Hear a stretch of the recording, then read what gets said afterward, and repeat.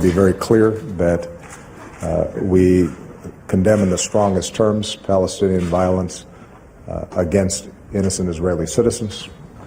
And I want to repeat once again, it is my strong belief that Israel has not just the right, but the obligation to protect itself.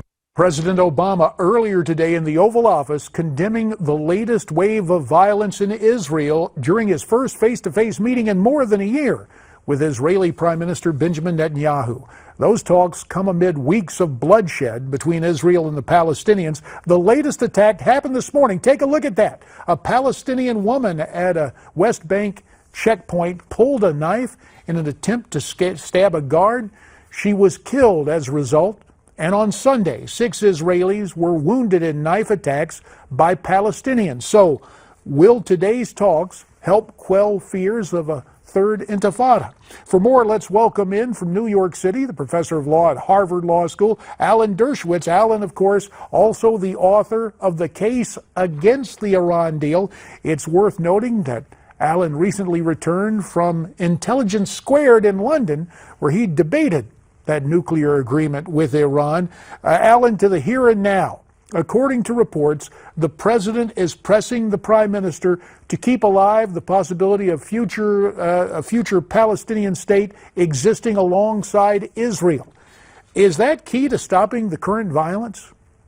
No, there's been violence against Israeli Jews even before there was an occupation. The violence started in 1929. It persisted all the way through 1967. It's continued since. If Israel ended its occupation tomorrow, as it did in Gaza, the violence would probably increase. Look what happened when Israel left Gaza. There was far more violence, far more rocket attacks, more terror tunnels.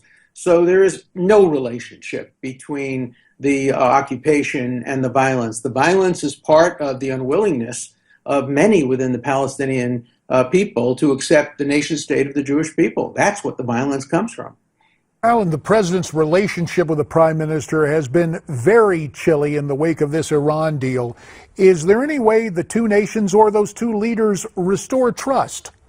Well, first of all, there's great trust between the two nations. No country in the world is more pro-Israel than America, and no country in the world is more pro-American than Israel. Their militaries work closely together. Their intelligence services work closely together. There's tension between the leaders. That will have to be resolved because in a democracy, the leaders have to follow the wishes of their people. As Bill Clinton once said to me at a dinner that we were at together when he was president, he said, the problem with Israel is it's a democracy, damn it. He said, you can't tell its leaders what to do. You can't make them do anything because they have to get the approval of the cabinet. They have to get the approval of the Knesset. They have to get the approval of the people. You can dictate to Jordan. You can dictate to Saudi Arabia. You can tell other countries what to do because they have no democracy. But in a democracy, it's up to the people and it's up to the coalition. So it's not that Netanyahu doesn't want to immediately make peace and accept the two-state solution. It's that he has a cabinet that is to the right of him in many instances that makes it difficult for him to do what he'd like to do and what the people would like to do. Let's turn to the fight against ISIS and take a listen to what Senator Dianne Feinstein, the vice chair of the Senate Intelligence Committee, had to say, and then I'll ask you for your reaction. My hope is that Russia will take a strong stance against ISIL. And they are not now so doing. Most of the attacks are directed toward the moderate opposition. And I think the time has come for us also to begin to develop a joint strategy with Russia. What about that, Alan? Do you agree with Senator Feinstein? No, it's a fundamental mistake that Senator Feinstein and President Obama are making. We do not want Russia to fill the vacuum that we have left because they're not going to just fight ISIS and then leave. They're going to fight ISIS, and for whatever vacuum has been created, they're going to try to fill it. And they're going to try to fill it along with their allies in Syria, Assad, and their newly found allies in Iran. And it's going to be much harder for the United States. It will weaken America's position. We ought to be fighting ISIS. We ought to be putting together a coalition of NATO to fight ISIS and not having Russia do our fighting or our business for us. If Russia wants to get in and help out, fine. But right now, Russia is filling a vacuum that we've created by our lack of a real foreign policy in the Middle East. You know, President Obama doesn't have a foreign policy, he has an ideology. And you don't govern by ideology, you govern by policy. And The policy is deeply lacking, and that's why Senate Democrats are calling for Russia to do what we ought to be doing. We got about a minute and 45 seconds left. There are two topics stateside I want to get to with you, Alan. First of all, over the weekend, President Obama said gun control is, quote, one thing I still want to do. According to the Washington Post, the president may require background checks for gun buyers by executive order. In your mind, sir, is that constitutional?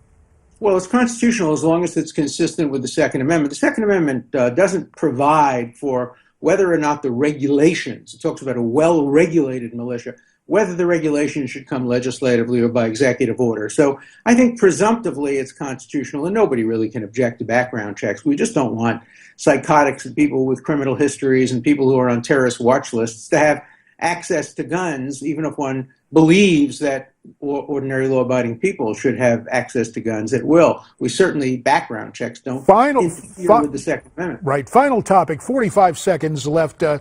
Tim Wolf, president of the University of Missouri, announced his resignation earlier today. Comes after several days of protests about how the university allegedly handled racist incidents.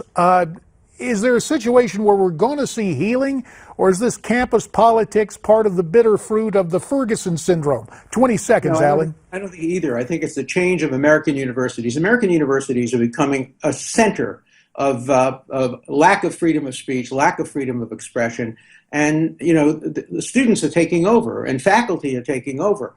I think this is the beginning of a campaign that will result in other college presidents being fired or leaving. And Alan Dershowitz, as always, we thank you for your time and your insights. We'll be right back.